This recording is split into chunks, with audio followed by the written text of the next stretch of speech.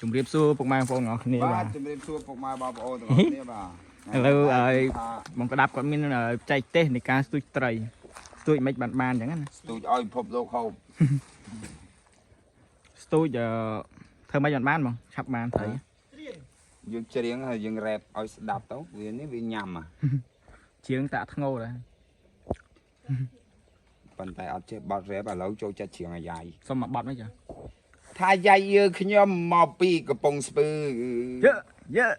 ថាមកយប់ទល់ភ្លឺលឺសូតែផ្លាប់ថាយាយយើខ្ញុំពូកែខាងសាប់អើយលឺសូផ្លាប់មកយប់ទល់ភ្លឺអីសង្កវាបកាញចាញ់អីចុះបើអូនសើឆ្ញាញ់បងសើឆ្ញាញ់អីសង្កវាបកាមកដេញអើយដែលបើអូនសើឆ្ញាញ់បងសើឆ្ញាញ់អីសង្កវាបកាពុត្រី ដល់ខែរងាប្រពន្ធរត់ចោលអើយ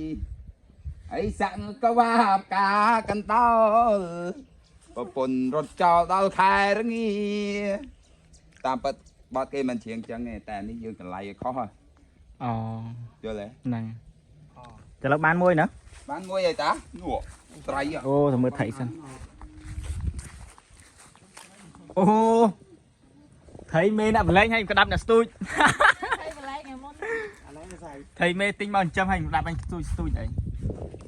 ទូចយកវាមកមើលឲ្យវាឡើងគោកឲ្យវាត្រូវកម្ដៅថ្ងៃហើយលែងវាវិញហ៎ អូ ឲ្យវាដែលថាឲ្យវា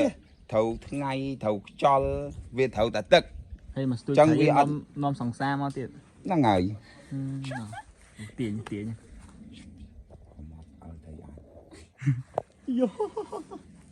Thấy lốt thấy mốt មានអ្នកស្ទួយត្រីដើរតាមត្រីភ្លៀង